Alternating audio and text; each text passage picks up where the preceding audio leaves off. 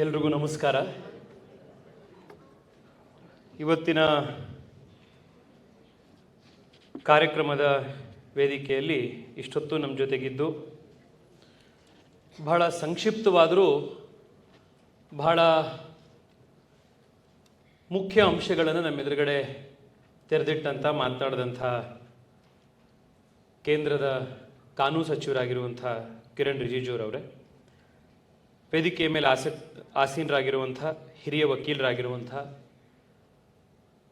ನಾವು ಬಹಳ ಜನ ಕಾರ್ಯಕರ್ತರು ಕೋರ್ಟ್ನಲ್ಲಿ ಯಾವುದೇ ಸಮಸ್ಯೆ ಇದ್ದಾಗ, ಸಂಘಟನೆ ಯಾವುದೇ ವಿಚಾರ ಇದ್ದಾಗ ಓಡೋಗಿ ಪರಿಹಾರ ಕೇಳ್ತಾ ಇರುವಂಥ MB ನರಗುಂದ್ ಸಾಹೇಬ್ರೆ, ಅಡ್ವೊಕೇಟ್ ಅಸೋಸಿಯೇಷನ್ನ ಅಧ್ಯಕ್ಷರು, ಆತ್ಮೀಯರು, ನಮ್ಮ ವಕೀಲರ ಸಂಘದಲ್ಲಿ ಅಧ್ಯಕ್ಷರಾಗಿ ಆಯ್ಕೆಯಾದ ನಂತರ ಸಾಕಷ್ಟು ಮುಖ್ಯ ಬದಲಾವಣೆಗಳನ್ನು, ಅದರಲ್ಲೂ ಮುಖ್ಯವಾಗಿ ನಮ್ಮ ಹೈಕೋರ್ಟ್ನ ಕ್ಯಾಂಟೀನನ್ನು ಚೆನ್ನಾಗಿ ಮಾಡಿರೋವಂಥ, ಏಕೆಂದರೆ ಕೆಲವು ಸತಿ ಬದಲಾವಣೆಗಳು ಎಲ್ಲೇ ಏನೇ ಆದ್ರೂ ಈ ಪಾಲಿಸಿಲಿ ಇದರಲ್ಲಿ ಚೇಂಜ್ ಆದರೆ ಅದು ತಕ್ಷಣ ಗೊತ್ತಾಗಲ್ಲ. ತಕ್ಷಣಕ್ಕೆ ನಮಗೆ ಯಾವುದಾದ್ರೂ ಬದಲಾವಣೆ ಗೊತ್ತಾಗೋದು ಅಂದರೆ ಕ್ಯಾಂಟೀನಲ್ಲಿ ಕಾಫಿ ಯಾವ ಥರ ಇದೆ, ಕ್ಯಾಂಟೀನಲ್ಲಿ ಕೊಡ್ತಾ ಇರೋ ಇಡ್ಲಿ ಏನಾದ್ರು ಇಂಪ್ರೂವ್ ಆಯ್ತಾ ಅನ್ನೋದ್ರಲ್ಲಿ ಇಮಿಡಿಯೇಟಾಗಿ ಗೊತ್ತಾಗುವಂಥದ್ದು. ಅದರಿಂದ ಕ್ವಿಕ್ಕಾಗಿ ಗುಡ್ ಗವರ್ನೆನ್ಸ್ ಡೆಲಿವರ್ ಮಾಡಿರುವಂಥ ವಿವೇಕ್ ಸುಬ್ಬಾರೆಡ್ಡಿರವರೇ, ನಮ್ಮ ಆತ್ಮೀಯರಾಗಿರುವಂಥ ವಿಜಯ್ ಕುಮಾರ್ ಅವರೇ, ಹಾಗೂ ಆತ್ಮೀಯರು, ಭಾರತೀಯ ಜನತಾ ಪಾರ್ಟಿ ವಕೀಲರ ಪ್ರಕೋಷ್ಠದ ರಾಜ್ಯ ಸಂಚಾಲಕರು, ಹಾಗೂ ನಾನಿದನ್ನು ಬಹಳ ಸಂತೋಷದಿಂದ ಈ ಮಾತನ್ನು ಹೇಳ್ತಾ ಇದ್ದೇನೆ. ಅವರ ನಾಯಕತ್ವ ಮತ್ತು ನೇತೃತ್ವ ಬಂದ ಮೇಲೆ ಕರ್ನಾಟಕ ಭಾರತೀಯ ಜನತಾ ಪಾರ್ಟಿ ವಕೀಲರ ಪ್ರಕೋಷ್ಠಕ್ಕೆ ಒಂದು ರೀತಿ ಮರು ಜೀವ ಬಂದಂತಾಗಿದೆ ಮತ್ತು ಹೊಸ ಶಕ್ತಿ ಬಂದಂತಾಗಿದೆ. ಆ ರೀತಿ ಆತ್ಮೀಯರಾಗಿರುವಂಥ ಯೋಗೇಂದ್ರರವರೇ, ಹಾಗೂ ಈ ಕಾರ್ಯಕ್ರಮದಲ್ಲಿ ನೆರೆದಿರುವಂಥ ಎಲ್ಲ ಆತ್ಮೀಯ ವಕೀಲ ಬಂಧುಗಳೇ, ಬಹಳಷ್ಟು ಜನ ಅಡ್ವೊಕೇಟ್ಸ್ಗಳು ನಾನು ಹತ್ತಿರದಿಂದ ಪ್ರಾಕ್ಟೀಸ್ ಮಾಡಿದಾಗ ಕೋರ್ಟಿಗೆ ಪ್ರತಿ ದಿವಸ ಬರ್ತಿದ್ದ ಸಂದರ್ಭದಲ್ಲಿ ಪ್ರತಿ ದಿವಸ ನೋಡಿರುವಂಥವರು ಭಾಳ ಜನ ಇಲ್ಲಿ ಸಭಾಂಗಣದಲ್ಲಿ ತಾವೆಲ್ಲರೂ ಕೂಡ ಇದ್ದೀರಿ. ನನಗೊಂದು ಸಂತೋಷ ಅಂತಂದರೆ, ಒಂದು 6 ತಿಂಗಳಿಗೆ ಒಂದು ಸತಿನೋ 7-8 ತಿಂಗಳಿಗೆ ಒಂದು ಸತಿನೋ ನಮ್ಮ ಯೋಗೇಂದ್ರ ಅವರು ವಕೀಲರ ಸಂಘದ ಬೇರೆ ಬೇರೆ ಕಾರ್ಯಕ್ರಮಗಳಿಗೆ ಕರೆದು ನನ್ನ ಲೈಸೆನ್ಸನ್ನು ಒಂದು ರೀತಿ ರಿನ್ಯೂ ಮಾಡ್ಕೊಳ್ಳೋದಕ್ಕೆ ಅವಕಾಶ ಮಾಡಿಕೊಡ್ತಾ ಇರ್ತಾರೆ. ಅವಾಗವಾಗ ನಿಮ್ಮ ಜೊತೆಗೆ ಬಂದಾಗ ನನಗೂ ಈ ಫ್ರೆಟರ್ನಿಟಿಯ ನಾನು ಮೆಂಬರು ಅನ್ನೋದು ಅವಾಗವಾಗ ಒಂದು ನೆನಪಾಗುವಂಥದ್ದು ಮತ್ತು ಅದರ ಒಂದು ಇದಿರುತ್ತೆ. ನಿಮಗೂ ನಮ್ಮವನಪ್ಪ ಇವನು ಅನ್ನೋದು ಅವಾಗವಾಗ ಒಂದು ಇದಾಗುತ್ತೆ. ಇದರ ಎಲ್ಲದಕ್ಕಿಂತ ಅಡ್ವಾಂಟೇಜ್ ಏನು ಅಂತಂದರೆ, ಈ ಕಾರ್ಯಕ್ರಮಗಳನ್ನು ನಾನು ಫೇಸ್ಬುಕ್ಕಲ್ಲಿ, ಸೋಷಿಯಲ್ ಮೀಡಿಯಾದಲ್ಲಿ ಹಾಕಿದಾಗ ದೇಶದ ಬೇರೆ ಬೇರೆ ಕಡೆಗೆ ಪ್ರವಾಸ ಹೋದಾಗೆಲ್ಲ, ಸರ್ ನಾವೆಲ್ಲ ಫ್ರೆಟರ್ನಿಟಿ ಮೆಂಬರ್ಸು ಸರ್ ಅಂತ ಬೇರೆ ಕಡೆ ಇರುವಂಥ ಅಡ್ವೊಕೇಟ್ಸು ಬಂದು 4 ಜನ ಮಾತಾಡಿಸ್ತಾರೆ. ಆದ್ದರಿಂದ ಮತ್ತೊಂದು ಸತಿ ಯೋಗೇಂದ್ರ ಅವ್ರಿಗೆ, ಕಾರ್ಯಕ್ರಮದ ಆಯೋಜಕರಿಗೆ, ಈ ಆ್ಯನ್ಯುವಲ್ ರಿನ್ಯೂಶಿಪ್ಪಿಗೆ ಮತ್ತು ಮೆಂಬರ್ಶಿಪ್ನ ರಿನ್ಯೂವಲಿಗೆ ಅವಾಗವಾಗ ಮಾಡಿಕೊಡೋದಕ್ಕೆ ಒಂದು ಧನ್ಯವಾದಗಳನ್ನು ಅರ್ಪಿಸಿ, ಕಿರಣ್ ರಿಜಿಜು ಅವರು ಡೆಮಾಕ್ರಸಿಯ ಕುರಿತಾಗಿ, ಸರ್ಕಾರ ಲಾ ಆ್ಯಂಡ್ ಜಸ್ಟಿಸ್ ಮಿನಿಸ್ಟ್ರಿಯಲ್ಲಿ ಟೆಕ್ನಾಲಜಿಯನ್ನು ಅಳವಡಿಸ್ತಾ ಇರುವಂಥ ರೀತಿಯಲ್ಲಿ, ಈ ಎಲ್ಲದರ ಬಗ್ಗೆ ಅವರು ಸಾಕಷ್ಟು ಬೆಳಕನ್ನು ಚೆಲ್ಲಿದ್ದಾರೆ. ಇದು ಪೊಲಿಟಿಕಲ್ ಕಾರ್ಯಕ್ರಮ ಅಲ್ಲದಲೇ ಇದ್ರೂ ಕೂಡ, strictly speaking, advocates for democracy ಎನ್ನುವಂಥ ಒಂದು ಬ್ಯಾನರ್ನಲ್ಲಿ ತಾವು ಕಾರ್ಯಕ್ರಮ ಮಾಡಿರೋದ್ರಿಂದ ಇವತ್ತಿನ ಸ್ಟೇಟ್ ಆಫ್ ಆರ್ ಡೆಮಾಕ್ರಸಿ ಬಗ್ಗೆ ಕಾಮೆಂಟ್ ಮಾಡಬೇಕಾಗಿರುವಂಥ, ಅದ್ರ ಬಗ್ಗೆ ಚರ್ಚೆ ಮಾಡಬೇಕಾಗಿರುವಂಥ ಒಂದು ಜವಾಬ್ದಾರಿ ನಮ್ಮೆಲ್ಲರ ಮೇಲೂ ಇವತ್ತಿದೆ. ಇತ್ತೀಚೆಗಷ್ಟೇ ತಾವೆಲ್ಲರೂ ಕೂಡ ನೋಡಿದ್ದೀರಿ, ಈ ದೇಶದ ವಿಪಕ್ಷದ ಒಬ್ಬ ಪ್ರಮುಖ ನಾಯಕರು ವಿದೇಶಕ್ಕೆ ಹೋಗಿ ಭಾರತದ ಪ್ರಜಾಪ್ರಭುತ್ವದ ಬಗ್ಗೆ, ನಮ್ಮ ಡೆಮಾಕ್ರಸಿಯ ಬಗ್ಗೆ ಬಹಳಷ್ಟು ಹಗುರವಾಗಿ ಒಂದಿಷ್ಟು ಮಾತುಗಳನ್ನು ಆಡಿದ್ದಾರೆ. ಒಂದು, ಭಾರತದ ಪ್ರಜಾಪ್ರಭುತ್ವ, ಭಾರತದ ಡೆಮಾಕ್ರಸಿ ಅತ್ಯಂತ ಕಾಂಪ್ರಮೈಸ್ಡ್ ಆಗಿದೆ. democracy is in danger, institutions are being compromised. ಭಾರತದಲ್ಲಿ ನಮಗೆ ಸರ್ಕಾರವನ್ನು ಟೀಕಿಸೋದಿಕ್ಕೂ ಕೂಡ ಸರಿಯಾಗಿರುವಂತಹ ಸ್ವಾತಂತ್ರ್ಯ ಇಲ್ಲ. ಇದು one aspect of their argument ಆಯಿತು ಅಂತಂದ್ರೆ, ಇನ್ನೊಂದು ಮತ್ತು more worrisome part of the argument ಯಾವುದಿತ್ತು ಅಂತಂದ್ರೆ, ದಟ್ ಇದನ್ನ ಸರಿ ಮಾಡಲಿಕ್ಕೆ ನಮಗೆ ಬೇರೆ ದೇಶಗಳ ಇಂಟರ್ವೆನ್ಷನ್ ಅವಶ್ಯಕತೆ ಇದೆ ಅನ್ನುವಂಥದ್ದು ಮೋರ್ ವರಿಸಮ್. ಈ ಹಿಂದೆ ಕೂಡ ಭಾರತದ ಇತಿಹಾಸ ನಾವು ನೋಡಿದಾಗ ಬ್ರಿಟಿಷರ ಸಂದರ್ಭದಲ್ಲಿರ್ಬೋದು, ಅದರ ಹಿಂದಿನ ಸಂದರ್ಭದಲ್ಲಿರ್ಬೋದು, ಯಾವಾಗೆಲ್ಲ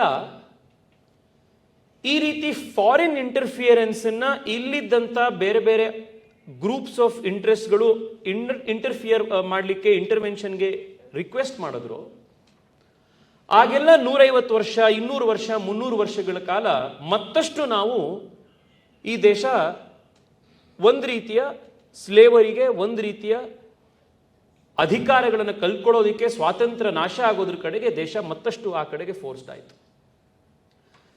Seen in that context, the remarks made by this gentleman on foreign soil, seeking intervention of foreign forces inside our domestic affairs, is a very serious matter. And as custodians of the democracy and as custodians of constitution, lawyers and advocates have a very important role to fulfill in this regard. ಇವತ್ತು ನಾವು ಕೇಳಬೇಕಾಗಿರುವಂಥ ಪ್ರಶ್ನೆ, ನಮಗೆ ನಾವು ಮತ್ತೆ ಸಮಾಜದಲ್ಲಿ as public intellectuals, as the ಸೊಸೈಟಿಯ ಬಹಳ ಒಂದು ನೆರೆಟಿವ್ ಫಾರ್ಮ್ ಮಾಡುವಂಥ ಚಿಂತನೆಯನ್ನ, ಒಪಿನಿಯನ್ನ ಫಾರ್ಮ್ ಮಾಡೋ ವರ್ಗವಾಗಿ ನಾವು ಕೇಳಬೇಕಾಗಿರುವಂಥ ಪ್ರಶ್ನೆ ಅಂದರೆ, ಇವತ್ತು ಭಾರತದಲ್ಲಿ ಡೆಮಾಕ್ರಸಿ ಡೇಂಜರ್ ಅಲ್ಲಿ ಇದೆ, ಭಾರತದಲ್ಲಿ ಪ್ರಜಾಪ್ರಭುತ್ವ ಬಹಳ ಸೀರಿಯಸ್ ಮಟ್ಟಕ್ಕೆ ಕಾಂಪ್ರಮೈಸ್ ಆಗೋಗಿದೆ ಅನ್ನುವಂಥ ಈ ಅಸರ್ಷನ್ ಏನಿದೆ, ಹೌ ರೈಟ್ ಇಸ್ ಇಟ್? ನನ್ಗನ್ಸೋವಂಥದ್ದು, ಬಹುಶಃ ನಿಮ್ಮ ಸಹಮತಿ ಅದಕ್ಕಿರ್ಬೋದು, ಹಿಂದೆಂದೂ ಕೂಡ ಭಾರತ ದೇಶದಲ್ಲಿ ಇವತ್ತು ಪ್ರಜಾಪ್ರಭುತ್ವ ಎಷ್ಟು ತಾಕತ್ತಿನ ಶಕ್ತಿಯಲ್ಲಿದೆಯೋ, ಎಷ್ಟು ವಿಜೃಂಭಣೆಯಿಂದ ಇವತ್ತು ಭಾರತದಲ್ಲಿ ಪ್ರಜಾಪ್ರಭುತ್ವ ಕಂಗೊಳಿಸ್ತಿದೆಯೋ, ಸ್ವಾತಂತ್ರ್ಯ ಭಾರತದ ಇತಿಹಾಸದಲ್ಲಿ ಇಷ್ಟೊಂದು ದೊಡ್ಡ ಮಟ್ಟದಲ್ಲಿ ಡೆಮಾಕ್ರಸಿ ಎಂದೂ ಕೂಡ ಸ್ಟ್ರೆಂಥನ್ ಆಗಿರಲಿಲ್ಲ ಅನ್ನುವಂಥದ್ದು ನನ್ನ ಸಹಮತ. I want to place before all of you 4 or 5 important reasons for this statement. ಮೊದಲನೇದು, ನಾವು 70 ವರ್ಷಗಳ ಕಾಲ ಭಾರತದ ಡೆಮಾಕ್ರಸಿಯನ್ನು ನೋಡಿದ್ರೆ, democracy rule of the common people ನಿಂದ ಸಬ್ಸ್ಟಿಟ್ಯೂಟ್ ಆಗಿ ಒಂದು ರೀತಿ ಕೆಲವು ಫ್ಯಾಮಿಲಿಗಳ ಕಂಟ್ರೋಲ್ನಲ್ಲಿ ಇಡೀ ಪೊಲಿಟಿಕಲ್ ಪಾರ್ಟಿಗಳು, ಪೊಲಿಟಿಕಲ್ ಗವರ್ನೆನ್ಸ್ ಬಂದ್ಬಿಟ್ಟಿತ್ತು. ಅದನ್ನ ನೀವು ಬಹಳ ಸ್ಟ್ರೆಚ್ ಮಾಡಿದ್ರೆ ಅದನ್ನ ಕ್ಲೆಪ್ಟಾಕ್ರಸಿ ಅಂತ ಕರೀಬಹುದೇ ಹೊರತು ಅದು ನಿಜ ಅರ್ಥದಲ್ಲಿ ಡೆಮಾಕ್ರಸಿ ಅಂತ ನಾವು ವ್ಯಾಖ್ಯಾನಿಸಲಿಕ್ಕೆ ಸಾಧ್ಯ ಆಗ್ತಾ ಇರಲಿಲ್ಲ. ನೀವು ಭಾರತದ ಮ್ಯಾಪ್ ಅನ್ನೇ ನೋಡಿ, ಪೊಲಿಟಿಕಲ್ ಮ್ಯಾಪ್ ಅನ್ನ, ಜಮ್ಮು ಕಾಶ್ಮೀರದಿಂದ ತಮಿಳುನಾಡಿನವರೆಗೆ ಯಾವುದೇ ಸ್ಟೇಟ್ ತೆಗೆದುಕೊಂಡ್ರು, ಯಾವುದೇ ರಾಜ್ಯ ತೆಗೆದುಕೊಂಡ್ರು, ನೀವು ಅಲ್ಲಿದ್ದಂಥ ಪೊಲಿಟಿಕಲ್ ಪಾರ್ಟಿಗಳು 1 ಅಥವಾ 2 ಫ್ಯಾಮಿಲಿಗಳ ಕಂಪ್ಲೀಟ್ ಕಂಟ್ರೋಲ್ನಲ್ಲೇ ಆ ಇಡೀ ಸ್ಟೇಟ್ ಇನ್ಸ್ಟಿಟ್ಯೂಷನ್ಸ್ಗಳು, ಗವರ್ಮೆಂಟ್ಗಳು ಕಂಟ್ರೋಲಲ್ಲಿ ಇದ್ದಿತ್ತು. ನಾನು ಈ ಒಂದು ಆಡಿಯನ್ಸಿಗೆ ಪ್ರತಿಯೊಂದು ಸ್ಟೇಟ್ದು ಅಲ್ಲಿನ ಪೊಲಿಟಿಕಲ್ ಪಾರ್ಟಿ ಹೆಸರು, ಅಲ್ಲಿನ ಪೊಲಿಟಿಕಲ್ ಫ್ಯಾಮಿಲಿ ಹೆಸರನ್ನು ಉಲ್ಲೇಖ ಮಾಡುವಂಥ ಅವಶ್ಯಕತೆನೇ ಇಲ್ಲ. But that was the state of affairs. And ನಮ್ಗೆ ಒಂದಂತೂ ಕ್ಲಿಯರ್ ಇರೋದೇನು ಅಂತಂದ್ರೆ, the democracy and dynasty can not coexist. Oxymoron ಅದು. ಎಲ್ಲಿ ಡೈನಾಸ್ಟಿ ಪಾಲಿಟಿಕ್ಸ್ ಬಹಳ ಗಟ್ಟಿಗಿದೆಯೋ ಅಲ್ಲಿ ಡೆಮಾಕ್ರಸಿ ವೈಬ್ರೆಂಟ್ ಆಗಿದೆ ಅಂತ ಹೇಳೋದು ತುಂಬಾ ದೊಡ್ಡ ಆಕ್ಸಿಮೋರಾನ್ ಅದು. But in the last 8 years, the reason why I say democracy is at its strongest in India at this point in time anta yak heltiddini antandre, the very act of the Prime Minister who was once selling tea on a railway station platform, comes from the most humble background. If that man could rise to be the Prime Minister of the country, there cannot be a bigger testimony to the fact that India's democracy is alive and thriving. ಅದಕ್ಕಿಂತ ಇನ್ನೇನು ದೊಡ್ಡ ಸರ್ಟಿಫಿಕೇಟ್ನ ಅವಶ್ಯಕತೆ ಇದೆ?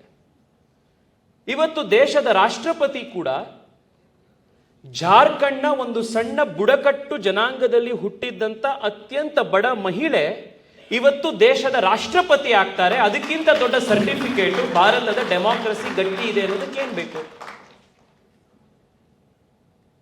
2-3 ದಿವಸಗಳ ಹಿಂದೆ ನಾನು ಗುಲ್ಬರ್ಗಾದ ಒಂದು ಕಾಲೇಜಿನಲ್ಲಿ ಭಾಷಣ ಮಾಡ್ತಾ ಇದ್ದೆ. ಒಂದು ಹುಡುಗಿ ಅವತ್ತು ಪ್ರಶ್ನೆ ಕೇಳಿ, ಇವತ್ತು ನಾವು ಯಂಗ್ಸ್ಟರ್ಸು ಪೊಲಿಟಿಕಲ್ ಫ್ಯಾಮಿಲಿ ಇಂದ ಬರ್ದಲೇ ಇರೋರು, ದುಡ್ಡಿಲ್ದಲೇ ಇರೋರು, ನಾವು ಪಾಲಿಟಿಕ್ಸ್ ಅಲ್ಲಿ ಬರಕ್ಕೆ ಸಾಧ್ಯ ಇಲ್ಲ ಅಂತ ಅನ್ಕೊಂಡಿದ್ವಿ. ಆದರೆ ಇವತ್ತು ನೀವು ಎಲೆಕ್ಟ್ ಆದ್ಮೇಲೆ ನಮ್ಮಂತ ಎಷ್ಟೋ ಜನ ಹುಡುಗರುಗಳಿಗೆ ಎಲ್ರಿಗೂ ನಾವು ನಮ್ಮ ಏಜ್ನಲ್ಲಿ ಪಾಲಿಟಿಕ್ಸ್ ಅಲ್ಲಿ ಏನೋ ಬರ್ಬೋದು, ನಾವೇನಾದ್ರೂ ಆಗ್ಬೋದು ಅನ್ನೋದೊಂದು ಬಂತು ಅಂತ ಹೇಳಿದ್ರು.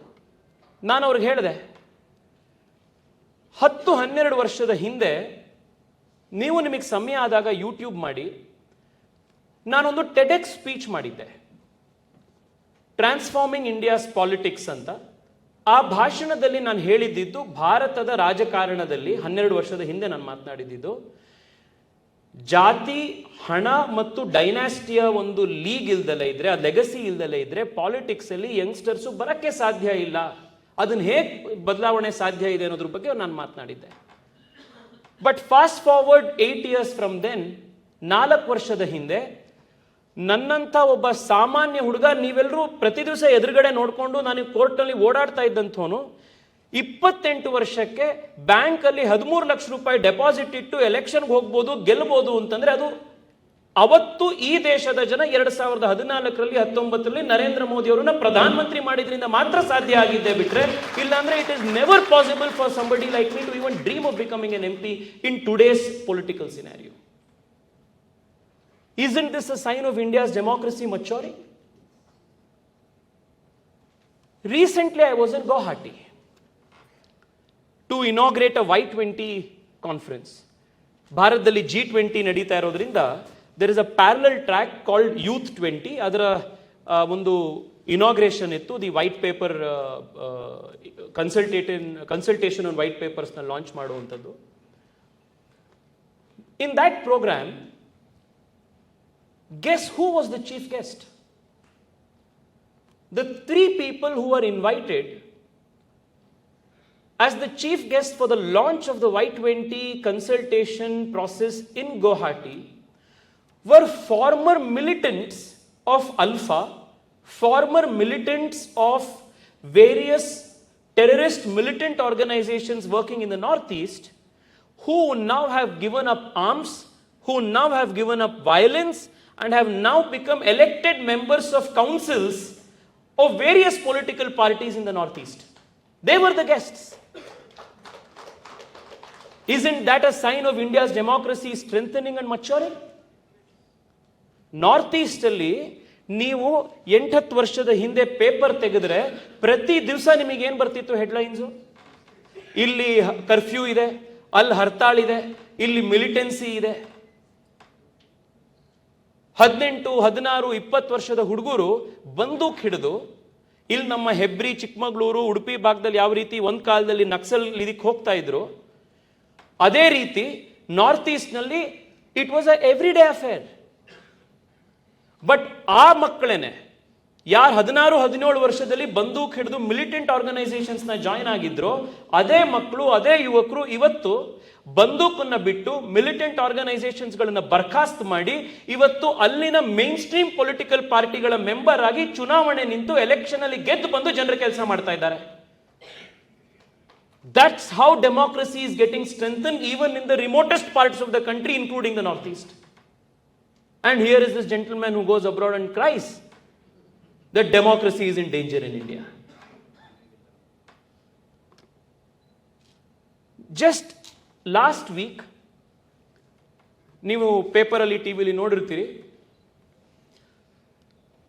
ಜಮ್ಮು ಕಾಶ್ಮೀರದ ಬಾರ್ಡರ್ ಹಳ್ಳಿ ಆಗಿರುವಂಥ ತೀತ್ವಾಲ್ ಅನ್ನುವಂಥ ಒಂದು ಸಣ್ಣ ಬಾರ್ಡರ್ ಹಳ್ಳಿಯಲ್ಲಿ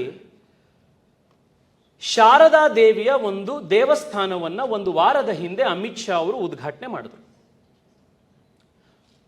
ಅದು ಭಾರತ ಮತ್ತು ಪಾಕಿಸ್ತಾನ್ ಆಕ್ಯುಪೈಡ್ ಕಾಶ್ಮೀರಿನ ಎಲ್ ಒ ಸಿ ಮೇಲಿರುವಂಥ ಹಳ್ಳಿ. ಅದು right on the village, right on the border.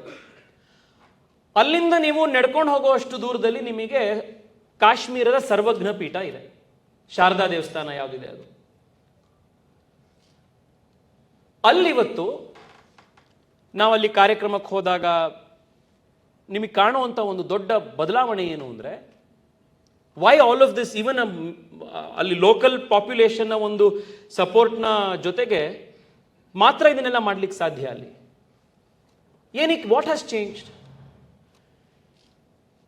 5-6 ವರ್ಷಗಳ ಹಿಂದೆ ಶುಕ್ರವಾರ ಆಯಿತು ಅಂತಂದ್ರೆ ನಿಮಗೆ ಸ್ಯಾಟರ್ಡೆ ಬೆಳಗ್ಗೆ ನ್ಯೂಸ್ ಪೇಪರ್ನಲ್ಲಿ ನಿಮಗೆ ಬರ್ತಾ ಇದ್ದಿದ್ದ ಹೆಡ್ಲೈನ್ಸ್ ಏನು ಅಂತಂದ್ರೆ ಕಲ್ತೂರಾಟ ಆಗ್ತಾ ಇತ್ತು ಅಂತ, ಸ್ಟೋನ್ ಪೆಲ್ಟಿಂಗ್ ಆಗ್ತಾ ಇತ್ತು ಕಾಶ್ಮೀರ್ ವ್ಯಾಲಿಲಿ ಅಂತ.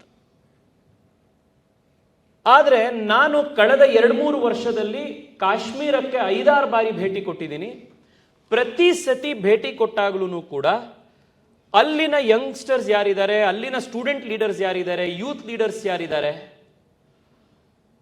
ಹೊಸ ಹೊಸ ಪೊಲಿಟಿಕಲ್ ಪಾರ್ಟಿಗಳನ್ನು ಶುರು ಮಾಡ್ತಾ ಇದ್ದಾರೆ, ವೋಟರ್ ರಿಜಿಸ್ಟ್ರೇಷನ್ ಕ್ಯಾಂಪ್ಗಳನ್ನು ಮಾಡ್ತಾ ಇದ್ದಾರೆ, ಡಿಲಿಮಿಟೇಷನ್ ಯಾವಾಗ ಆಗತ್ತೆ ನಾವು ಎಲೆಕ್ಷನ್ಗೆ ಕಂಟೆಸ್ಟ್ ಮಾಡಬೇಕು ಅನ್ನುವಂಥ ಒಂದು ಉತ್ಸಾಹದಲ್ಲಿದ್ದಾರೆ, ಬೇರೆ ಬೇರೆ ಪೊಲಿಟಿಕಲ್ ಪಾರ್ಟಿಗಳ ಜೊತೆಗೆ ಅಲಯನ್ಸ್ಗಳು ಮಾಡ್ಕೋತಾ ಇದ್ದಾರೆ. ಲೋಕಲ್ ಡಿಸ್ಟ್ರಿಕ್ಟ್ ಕೌನ್ಸಿಲ್ ಎಲೆಕ್ಷನ್ಗಳು ನಡೆದಾಗ ಹಿಂದೆಂದೂ ಆಗದಂಥ ಮಟ್ಟದಲ್ಲಿ ಪೋಲಿಂಗ್ ಪರ್ಸೆಂಟೇಜ್ಗಳು ದಾಖಲಾಗಿ ಎಲೆಕ್ಷನ್ಗಳಲ್ಲಿ ಆ ಯುವಕರು ಗೆದ್ದು ಬರ್ತಾ ಇದ್ದಾರೆ. ಯಾವ ಜಮ್ಮು ಕಾಶ್ಮೀರದಲ್ಲಿ ಕಾನ್ಸ್ಟಿಟ್ಯೂಷನ್ನ ಪ್ರಾವಿಷನ್ಸೇ ಅಲ್ಲಿ ಲಾಗೂ ಇರಲಿಲ್ವೋ ಅಂಥ ಜಮ್ಮು ಕಾಶ್ಮೀರದಲ್ಲೂ ಕೂಡ ಇವತ್ತು ಪೊಲಿಟಿಕಲ್ ಪ್ರಾಸೆಸ್ಗಳ ಮೂಲಕ ಮೇನ್ ಸ್ಟ್ರೀಮಿಂಗ್ ಆಗಿ ಅಲ್ಲಿನ ಯುವಕರು ಕೂಡ ಇವತ್ತು ಡೆಮಾಕ್ರೆಟಿಕ್ ಪ್ರಾಸೆಸ್ನ ಮೇನ್ ಸ್ಟ್ರೀಮಿಂಗ್ ಬಂದಿದ್ದಾರೆ. That is the strengthening of Indian democracy even in Jammu and Kashmir. This is a reality of Indian politics today. This is a reality of democracy today. Democratic institutions are being abused ಅನ್ನುವಂಥ allegation ಮಾಡ್ತಾರೆ. ತಾವೆಲ್ಲರೂ ಕೂಡ ವಕೀಲರು, ನೀವೆಲ್ಲರೂ ಕೂಡ ಭಾರತದ constitutional ಹಿಸ್ಟ್ರಿಯನ್ನು ಕೂಡ ತಿಳ್ಕೊಂಡಿರುವಂಥವ್ರು. Article 356ನ misuse ಮತ್ತೆ ಅಬ್ಯೂಸು ಅವರೆಲ್ಲ ಅಧಿಕಾರದಲ್ಲಿದ್ದಾಗ ಯಾವ ರೀತಿ ಮಾಡಿದ್ರು ಅನ್ನುವಂಥದ್ದನ್ನ ನಾವೆಲ್ಲರೂ ಕೂಡ ನಾವು ನೋಡಿರುವಂಥವ್ರು, ಬೆಳೆದಿರುವಂಥವ್ರು, ಆ ಲ್ಯಾಂಡ್ ಮಾರ್ಕ್ ಕೇಸ್ಗಳನ್ನ ನಾವು ಬಯಾಟ್ ಮಾಡಿಟ್ಟಿರೋದು.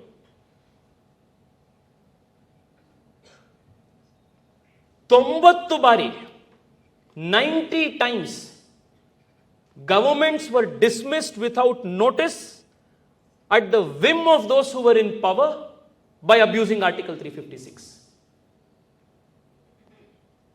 And ಆ 90ಯಲ್ಲಿ about 55 of the governments were dismissed by just one single person, Indira Gandhi.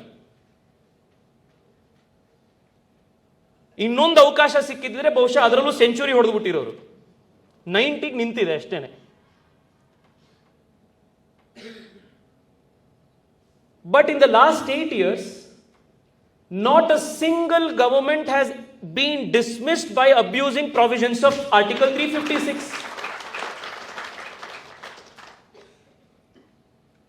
But democracy is in danger in the country.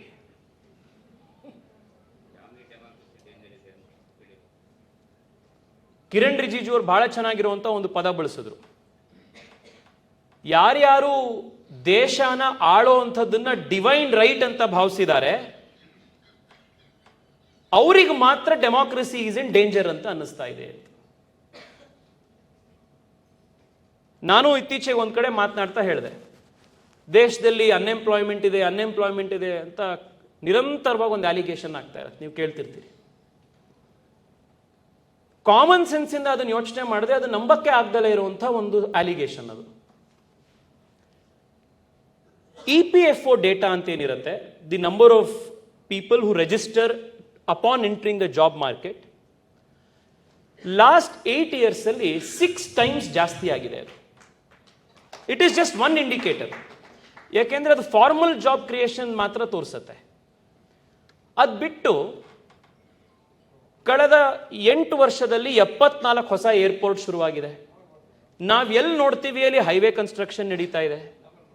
ನೀವು ಯಾವ ಇದರಲ್ಲಿ ನೋಡಿದ್ರೆ ಅಲ್ಲಿ ಒಂದು ಹೊಸ ಪೋರ್ಟ್ ಕೆಲಸ ನಡೀತಾ ಇದೆ, ಇನ್ಫ್ರಾಸ್ಟ್ರಕ್ಚರ್ ಕೆಲಸ ನಡೀತಾ ಇದೆ, ಡಿಜಿಟಲ್ ಕೆಲಸ ನಡೀತಾ ಇದೆ, 100 ಯೂನಿಕಾರ್ನ್ಗಳು ಸ್ಟಾರ್ಟ್ ಆಗಿದೆ. ಇಷ್ಟೊಂದು ದೊಡ್ಡ ಮಟ್ಟದಲ್ಲಿ ಇಕಾನಮಿ ಬೆಳೀತಾ ಇದ್ರೆ ಜಾಬ್ ಕ್ರಿಯೇಷನ್ ಆಗಲ್ಲ ಅಂತ ಅಲಿಗೇಷನ್ ಮಾಡೋರೇನೆ ಯೋಚನೆ ಮಾಡ್ಕೊಳ್ಬೇಕು. That argument is bereft of common sense ಅಂತ. ಬಟ್ ಏನಾಗಿದೆ ಅಂದ್ರೆ ಆ ಒಂದು ಫ್ಯಾಮಿಲಿಯ ಪೊಲಿಟಿಕಲ್ ಅನ್ಎಂಪ್ಲಾಯ್ಮೆಂಟು ಇಡೀ ದೇಶದ ಅನ್ಎಂಪ್ಲಾಯ್ಮೆಂಟು ಅಂತ ಅವ್ರು ಕನ್ಫ್ಯೂಸ್ ಮಾಡ್ಕೊಂಡ್ಬಿಟ್ಟಿದ್ದಾರೆ.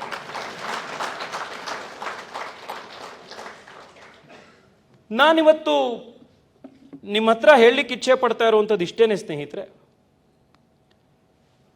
ನಾವು ಅಡ್ವೊಕೇಟ್ಸ್ ಫಾರ್ ಡೆಮಾಕ್ರಸಿ ಅಂತ ಈ ಕಾರ್ಯಕ್ರಮದಲ್ಲಿ ನಾವು ಸೇರಿರೋದಾಗ this fraternity is indeed the custodian of democracy. Not just because we are advocates, but because we are Indians in the very first place. And we are the mother of democracy because democracy runs in our DNA, not from today, not from 1947, but from millenniums.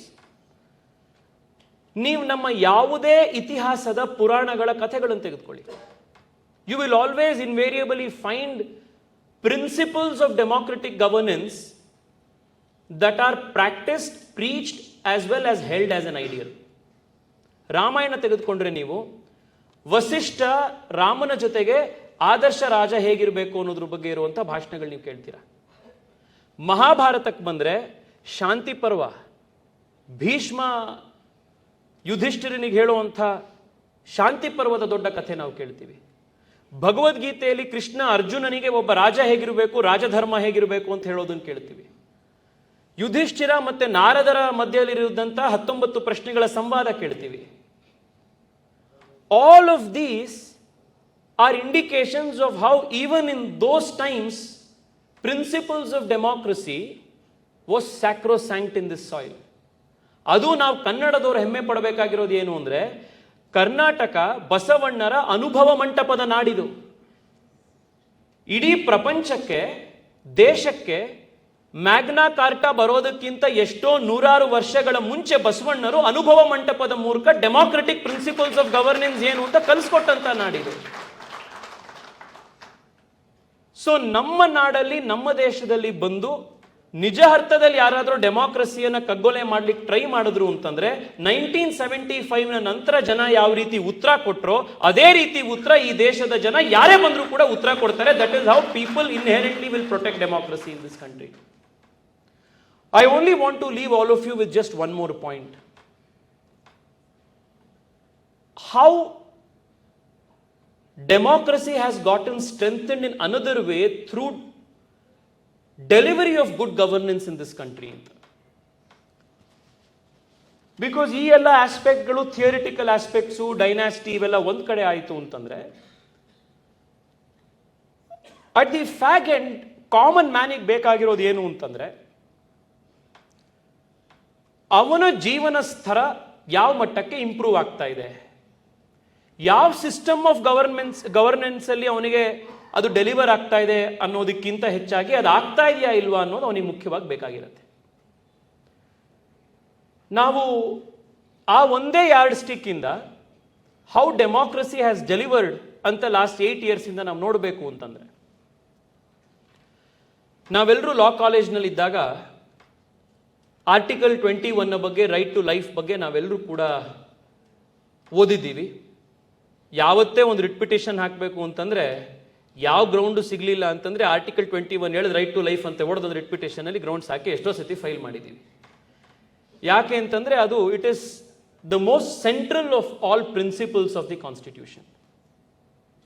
ಮಿಕ್ಕಿದೆಲ್ಲ ಯಾವುದು fundamental rights ಇದೆ, all of those fundamental rights rest on the pedestal of article 21. But ಯೋಚನೆ ಮಾಡಿ, article 21 ಅಲ್ಲಿ ನಾವು right to life ಅಂತ ಹೇಳಿದ್ವಿ, But our right to life also includes the right to a quality and dignified life, not a mere animalistic existence. I want to just give you one example. 2-3 ದಿವಸದಿಂದ ನನ್ನ social ಮೀಡಿಯಾದಲ್ಲಿ follow ಮಾಡೋರು ನೋಡಿರ್ತೀರಿ. I have put out a tweet after my visits to Gulbarga. ನಾನು ಯಾದಗಿರಿ ಗುಲ್ಬರ್ಗ ದಾಟಿ ಹಳ್ಳಿಗಳಿಂದ ಬರ್ತಾ ಇದ್ದೆ. ಗೊತ್ತಿದೆ, ಕಲ್ಯಾಣ ಕರ್ನಾಟಕ ಭಾಗದಿಂದ ಬಂದಿರುವಂಥ ಇಲ್ಲಿ ವಕೀಲರು ನೀವು ಯಾರಿರ್ತೀರಿ, ನೀವು ಇನ್ನೂ ಅನುಭವಿಸಿರ್ತೀರಿ. ಕರ್ನಾಟಕದಲ್ಲೇ ಸ್ವಲ್ಪ ಹಿಂದುಳಿದಿರುವಂಥ ಭಾಗ ಅಂತಂದ್ರೆ ನಮ್ಮ ಕಲ್ಯಾಣ ಕರ್ನಾಟಕ ಭಾಗ. ಅಲ್ಲಿ ಬೇರೆ ಬೇರೆ ಹಳ್ಳಿಗಳನ್ನು ದಾಟಿ ಬರಬೇಕಾದ್ರೆ ಒಂದು ಕಡೆ ಒಂದು ಕಬ್ನಾಲ್ ಕುಡಿಯೋಣ ಅಂತ ಹೇಳಿ ನಿಲ್ಲಿಸಿತ್ತು. ಅಲ್ಲಿ ಎದುರುಗಡೆ ಒಂದು ಮನೆಯಲ್ಲಿ ಜಸ್ಟ್ ಫ್ರೆಶ್ಲಿ ಪೇಂಟೆಡ್ ಒಂದು ನಲ್ಲಿ ನೀರಿತ್ತು. ಅಲ್ಲಿ ಹೋಗಿ ಆ ಮನೆಯ ಒಡತಿ ಮತ್ತೆ ಅವರು ಮನೆಯವರ ಜೊತೆಗೆ 1-2 ನಿಮಿಷ ಹರಟೆ ಹೊಡೆದು ಮಾತನಾಡಿಸಿ ಕೇಳಿದ್ವಿ, ನಿಮ್ಮ ಮನೆಗೆ ಪೈಪಲ್ಲಿ ನೀರು ಯಾವಾಗಿಂದ ಬರಕ್ಕೆ ಶುರುವಾಯಿತು? ಆಕೆ ಹೇಳೋದು 2-2.5 ತಿಂಗಳಾಯಿತು ಸರ್ ಪೈಪ್ ಹಾಕಿ, ನೋಡಿ ನೆನ್ನೆ ಬಂದೆಲ್ಲ ಪೇಂಟ್ ಮಾಡಿ ನಂಬರ್ ಬರೆದು ಹೋಗಿದ್ದಾರೆ. ಇದಕ್ಕಿಂತ ಮುಂಚೆ ನೀವು ನೀರಿಗೆ ಏನು ಮಾಡ್ತಾ ಇದ್ರಿ? ನಾವೊಂದು 3 ಕಿಲೋಮೀಟರ್ ನಡ್ಕೊಂಡು ಹೋಗ್ಬೇಕಿತ್ತು. ಗುಲ್ಬರ್ಗ ಯಾದಗಿರಿಯ ಬಿಸಿಲಲ್ಲಿ ಹೆಂಗಸರು 2.5-3 ಕಿಲೋಮೀಟರ್ ನಡ್ಕೊಂಡು ಹೋಗ್ಬೇಕಿರ್ತಿತ್ತು. ಅವ್ರಿಗೆ ಯಾವತ್ತು ಹೋಗಕ್ಕೆ ಆಗ್ತಿರ್ಲಿಲ್ಲ ಅಥವಾ ಅವ್ರಿಗೆ ಹುಷಾರಿರ್ಲಿಲ್ಲ. ಯಾವುದು ಅಂತಂದ್ರೆ ಅವ್ರ ಮನೇಲಿರುವಂಥ 9ನೇ ಕ್ಲಾಸ್ ಓದ್ತಾ ಇದ್ದಂಥ ಮಗಳು ಸ್ಕೂಲಿಗೆ ರಜಾ ಹಾಕಬೇಕಿತ್ತು, ಅವಳು ಅವತ್ತು ನೀರು ತಗೊಂಡು ಬರಕ್ಕೆ ಹೋಗ್ಬೇಕಿತ್ತು. ಇದು ಯಾವುದಕ್ಕೆ? ನೀರು, ಕುಡಿಯೋ ನೀರಿಗೆ. ನಾನು ವಾಪಸ್ ಕಾರೊಳಗಡೆ ಬಂದು ಅವ್ರ ಜೊತೆ ಕೂತ್ಕೊಂಡು ಫೋಟೋ ತಗೊಂಡು ಕಾರೊಳಗಡೆ ಬಂದು ಕೂತ್ಕೊಂಡೆ. ಸ್ಟ್ಯಾಟಿಸ್ಟಿಕ್ಸ್ನ ನಂಬರ್ಸ್ನ ನಾನು ಗೂಗಲ್ ಮಾಡಿ ಸರ್ಚ್ ಮಾಡಿದೆ.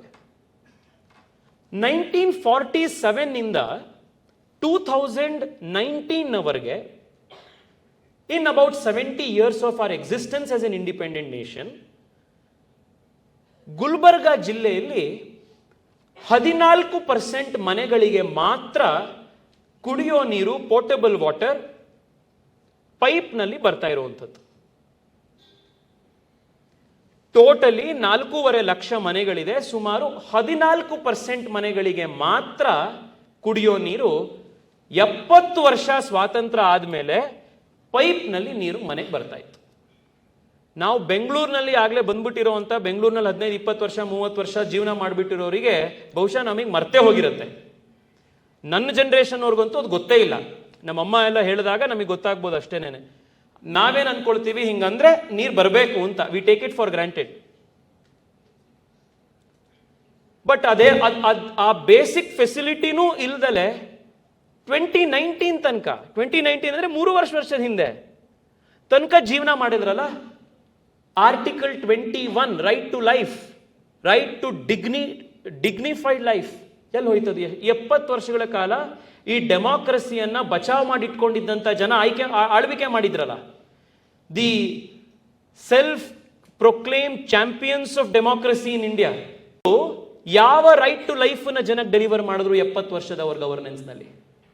ಇದನ್ನಿವತ್ತು ದೇಶದ ಅತ್ಯಂತ ಸಾಮಾನ್ಯ ಪ್ರಜೆ, ಸಾಮಾನ್ಯ ಜನ ಈ ಪ್ರಶ್ನೆ ಇವತ್ತು ಕೇಳ್ತಾ ಇದ್ದಾರೆ. ಈ ಪ್ರಶ್ನೆ ಉತ್ತರ ಕೊಡಕ್ ಆಗದಲೇ ಇರೋದ್ರಿಂದ ವಿದೇಶಕ್ಕೆ ಹೋಗಿ ಡೆಮಾಕ್ರಸಿ ಇಸ್ ಇನ್ ಡೇಂಜರ್ ಅಂತ ಕೇಂಬ್ರಿಡ್ಜ್ ನಲ್ಲಿ ಲೆಕ್ಚರ್ ಕೊಡ್ತಾ ಇದ್ದಾರೆ. This is the reality. Close to 80% of India's villages became open defecation free for the first time after 2019. ನೀವು ಏರ್ಪೋರ್ಟ್ ಕಟ್ಟೋದು ಬಿಡಿ, 21ನೇ ಶತಮಾನದ ಇನ್ಫ್ರಾಸ್ಟ್ರಕ್ಚರ್ ಕಟ್ಟೋದು ಬಿಡಿ, 70 ವರ್ಷದಲ್ಲಿ ಟಾಯ್ಲೆಟೇ ಕಟ್ಟಕ್ಕಾಗ್ಲಿಲ್ವಲ್ಲ ನಿಮಗೆ?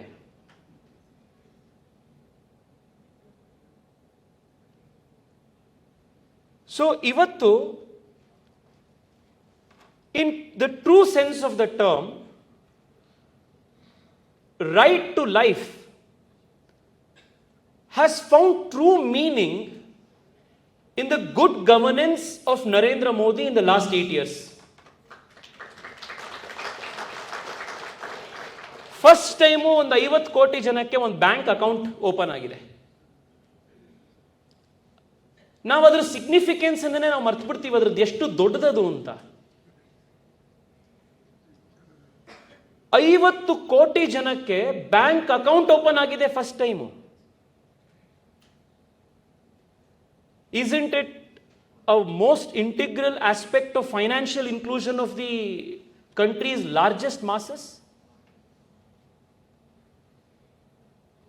ಇವತ್ತಿಗೂ ಕೂಡ ನಮ್ಮ ಆಫೀಸಿಗೆ ಪ್ರತಿ ದಿವಸ ನಾನು ಯಾವತ್ತು ಆಫೀಸಲ್ಲಿ ಕೂರ್ತೀನಿ ಅಥವಾ ಮನೇಲಿ ಇಲ್ಲಿ ಬೆಂಗಳೂರಿನಲ್ಲಿ ಅವೈಲೇಬಲ್ ಇರ್ತೀನಿ, ನಮ್ಮ ಮನೆ ಎದುರುಗಡೆ 15ರಿಂದ 20 ಜನ ಆಸ್ಪತ್ರೆದು ಏನಾದರೂ ಒಂದು ಬಿಲ್ ಕಡಿಮೆ ಮಾಡಿಸಿ, ಖರ್ಚು ಕಡಿಮೆ ಮಾಡಿಸಿ, ಇದು ಮಾಡಿಸಿ ಅಂತ ರೆಫರೆನ್ಸಿಗೆ, ರೆಕಮೆಂಡೇಶನಿಗೆ ಹಣ ಸಹಾಯ ಕೇಳಿಕೊಂಡು 15 ಜನ ಪ್ರತಿ ದಿನ ಇರ್ತಾರೆ.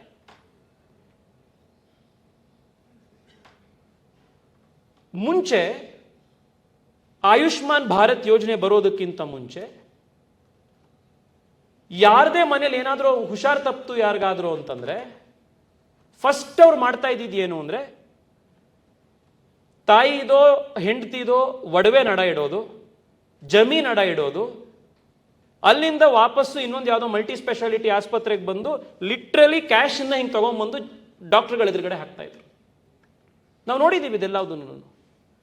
ಇವತ್ತು 5 ಲಕ್ಷ ರೂಪಾಯಿವರೆಗೆ ಯಾವ ಆಸ್ಪತ್ರೆ ಹೋದ್ರೂ ಕೂಡ BPL ಕಾರ್ಡ್ ಹೋಲ್ಡರ್ ಇತ್ತು ಅಂತಂದ್ರೆ ಅವನಿಗೆ no questions asked, world's largest health insurance scheme Ayushman Bharat will take care of it. Isn't that Article 21 in life, in action, in the right, in the true sense? ಇವತ್ತಿಗೂ ಕೂಡ ಸ್ನೇಹಿತರೆ, ನೀವು ನಂಬೋದಿಲ್ಲ ಇದನ್ನ ನಾನು ಯಾಕೆ ಹೇಳ್ತಿದ್ದೀನಿ ಇದನ್ನ ಒಂದೊಂದು ಬಿಡಿಸಿ ಅಂತಂದ್ರೆ, ಪ್ರತಿ ದಿವಸ ಹತ್ತಿರದಿಂದ ನೋಡಿದಾಗ ನಮಗೆ ಎಷ್ಟೋ ಸತಿ ಕಣ್ ತೆರೆದಾಗ ಆಗ್ಬಿಡತ್ತೆ ಇದೆಷ್ಟು ದೊಡ್ಡ ಬದಲಾವಣೆ ಅಂತ. ಜನೌಷಧಿ ಕೇಂದ್ರಗಳ ಒಂದು ಸೈಲೆಂಟ್ ರೆವಲ್ಯೂಷನ್ ಬಗ್ಗೆ ಒಂದು ಹೇಳಿ ನಾನು ನಿಮಗೆ ಮುಂದಿನ ಭಾಷಣ ಕೇಳೋಣಂತೆ.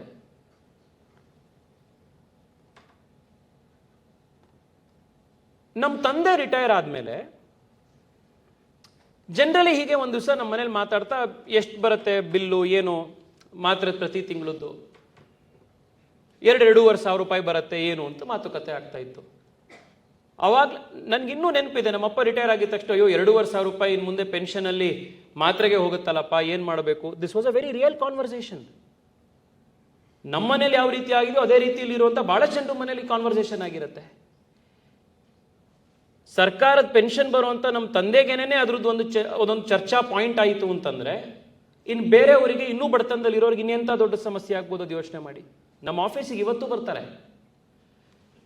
ನಮಗೆ ಡಾಕ್ಟ್ರು ಇದನ್ನ ಹೇಳಿದ್ದಾರೆ ಸರ್, ಇಷ್ಟು ಮಾತ್ರೆ ತಗೋಬೇಕು ಅಂತ, ಅದನ್ನ ನಮಗೆ ತಗೊಳಕ್ಕಾಗಲ್ಲ, ಅವರು ದಿನಕ್ಕೆ 2 ಸತಿ ತಗೋಬೇಕು ಅಂತ ಹೇಳಿದರೆ ನಾವು ಒಂದೇ ಸತಿ ತಗೋತಾ ಇದ್ದೀವಿ. 15 ದಿವಸ ತಗೊಳಕ್ ಹೇಳಿದ್ದಾರೆ ಸರ್, ನಮಗೆ 7 ದಿವಸ ತಗೊಳ್ತೀವಿ, ಮುಂದಿನ ತಿಂಗಳು ತಿರ್ಗಾ 7 ದಿವಸ ತಗೋತೀವಿ.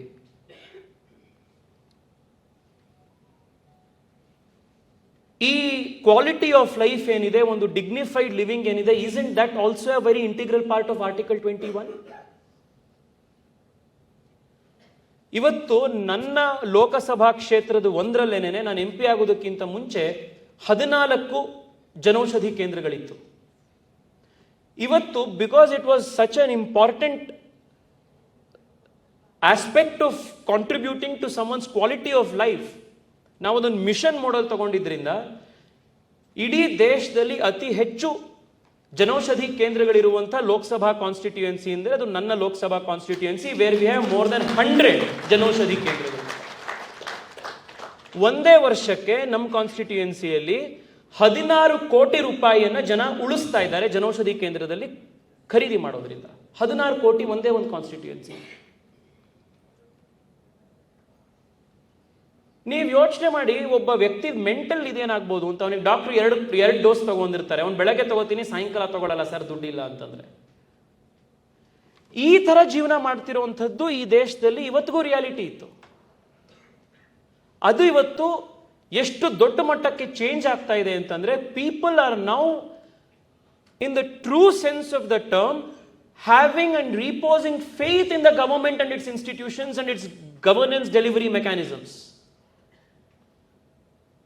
ನಿಮಗೆ ಡೆಮೋಕ್ರಸಿ ಮೇಲೆ ಫೇತ್ ಯಾವತ್ತು ಬರುತ್ತೆ ಜನಕ್ಕೆ ಅಂತಂದ್ರೆ, ನಾನು ಹಾಕೋ ಒಂದು ವೋಟು, ನಾನು ಆಯ್ಕೆ ಮಾಡಿರುವಂಥ ನಾಯಕ ಮತ್ತು ಸರ್ಕಾರ ಅದು ನಿಜವಾಗ್ಲೂ ಡೆಲಿವರ್ ಮಾಡ್ತಾ ಇದೆ ಅನ್ನುವಂಥದ್ದನ್ನ ಅವನು ಅನುಭವಿಸಿದಾಗ ಡೆಮೋಕ್ರಸಿ ಬಿಕಮ್ ಸ್ಟ್ರೆಂಥೆಂಡ್. ಒಂದೇ ಒಂದು ಯಾವುದೋ ಪೊಲಿಟಿಕಲ್ ಪಾರ್ಟಿ ಪದೇ ಪದೇ ಆಯ್ಕೆ ಆಗಿ ಅದೇ ಪೊಲಿಟಿಕಲ್ ಫ್ಯಾಮಿಲಿ 70 ವರ್ಷ ಆಳ್ವಿಕೆ ಮಾಡೋದ್ರಿಂದ ಡೆಮಾಕ್ರಸಿ ಸ್ಟ್ರೆಂಥನ್ ಆಗೋದಿಲ್ಲ ಈ ದೇಶದಲ್ಲಿ. When the most common man realises the value of his vote and experiences the good governance delivered to him as a consequence of his vote, that's when democracy truly delivers. ಇವತ್ತು ಭಾರತದಲ್ಲಿ ನಾನು ಅದಕ್ಕೆ ಹೇಳ್ತಾ ಇದ್ದೀನಿ, ನೀವು ಯಾವ ಆಸ್ಪೆಕ್ಟ್ನಲ್ಲಿ ಈ ದೇಶದ ಗವರ್ನೆನ್ಸ್ನ ನೋಡಿದ್ರೂ ಕೂಡ ಆಸ್ ಅನ್ ಇಂಪಾರ್ಷಿಯಲ್ ಜಡ್ಜ್ ನೀವು ಕೂತ್ರೆ you will pass only one verdict, that democracy has never been as strong as it is in India today. And as custodians of democracy, as custodians of the Constitution, we advocates and our fraternity plays a very vital, very important role in creating this right opinion amongst people. Yake antandre democracy at the end of the day is a battle of narratives. Ee battle of narratives na madhyadalli namma narrative ಏನು ಅನ್ನೋದನ್ನ ನಾವು ಒತ್ತಿ ಹೇಳಲಿಲ್ಲ ಅಂತಂದ್ರೆ, ನಾವು ಇನ್ನಷ್ಟು ಜನಕ್ಕೆ ಇದನ್ನ ತಿಳಿ ಹೇಳಲಿಲ್ಲ ಅಂತಂದ್ರೆ, ಈ ಫೇಕ್ ನೆರೇಟಿವ್ಸ್ಗಳು ಮತ್ತೆ ಅಜೆಂಡಾ ಪೆಡ್ಲರ್ಸ್ಗಳು ಈ ದೇಶದ ಡೆಮಾಕ್ರಸಿಯನ್ನ ಅವರ ಸ್ವಂತ ಹಿತಾಸಕ್ತಿಗೋಸ್ಕರ ಯಾವುದೇ ಲೆವೆಲ್ ಅಲ್ಲಿ ಕಾಂಪ್ರಮೈಸ್ ಮಾಡ್ಲಿಕ್ಕೆ ಕೂಡ ವಿದೇಶಿ ಶಕ್ತಿಗಳನ್ನ ಈ ದೇಶಕ್ಕೆ ಇಂಟರ್ಫಿಯರೆನ್ಸಿಗೆ ಇನ್ವೈಟ್ ಮಾಡೋದ್ರ ಮುಖಾಂತರವೂ ಕೂಡ they are ready to demolish, compromise this country's democracy in its real sense. I only wanted to raise alarm regarding this, and I am very sure that as an awakened citizenry, as an awakened fraternity of advocates, we will all fulfill our responsibilities and roles to the best of our abilities. ನಮ್ಮ 30-40 ದಿವಸದ ಒಳಗಡೆ ಕರ್ನಾಟಕ ಕೂಡ ಮತ್ತೊಂದು ಚುನಾವಣೆಯನ್ನು ಎದುರಿಸ್ತಾ ಇದೆ. ನಾವೆಲ್ಲರೂ ಕೂಡ ನೇರವಾಗಿ ನಮ್ಮ ವೋಟು ಯಾವ ರೀತಿ ಪರಿಣಾಮ ಅಥವಾ ದುಷ್ಪರಿಣಾಮ ಬೀರುತ್ತೆ ಅನ್ನೋದನ್ನು ನೇರವಾಗಿ ನಾವೆಲ್ಲರೂ ಕೂಡ ನೋಡಿದ್ದೀವಿ. ನಾನು ಇದನ್ನು ಯಾವಾಗಲೂ ವಿಶೇಷವಾಗಿ ಕಾಲೇಜ್ಗಳಲ್ಲಿ ಹೋದಾಗ ಹೇಳ್ತಿರ್ತೀನಿ. We may have the choice to not get involved in politics, but we do not have the choice to not get affected by the outcome of politics ಅಂತ. ಸೊ ಇನ್ನೊಂದು 3 ತಿಂಗಳು 4 ತಿಂಗಳು ಇನ್ನೊಂದು 2 ತಿಂಗಳು ಒಳಗಡೆ, ಆಸ್ ವಿ ಸ್ಪೀಕ್ ಇನ್ನೊಂದು 45 ದಿವಸಗಳ ಒಳಗಡೆ, we all will be faced with one more responsibility of making choice, choosing the kind of leadership the state will have for the next 5 years, the kind of leadership the state will contribute to the nation for the next 5 years. I hope keeping all of these battles of narratives, keeping all these positive changes that has taken place in the last 8 years as the context, we will very meticulously and very responsibly exercise our franchise and make our choices evident. ಇಷ್ಟೊತ್ತು ನನ್ನ ಮಾತನ್ನ ಕೇಳಿದಂಥ ನಿಮ್ಮೆಲ್ಲರಿಗೂ ಕೂಡ ಮತ್ತೊಮ್ಮೆ ಧನ್ಯವಾದಗಳು. ಮತ್ತೊಮ್ಮೆ ಯೋಗೇಂದ್ರ ಅವರಿಗೆ ಮತ್ತು ಈ ಕಾರ್ಯಕ್ರಮಕ್ಕೆ ನನ್ನನ್ನು ಆಹ್ವಾನಿಸಿದಂಥ ಎಲ್ಲ ನಮ್ಮ ಫ್ರೆಟರ್ನಿಟಿಯ ಹಿರಿಯರಿಗೆ ಧನ್ಯವಾದಗಳು. ನಮಸ್ಕಾರ.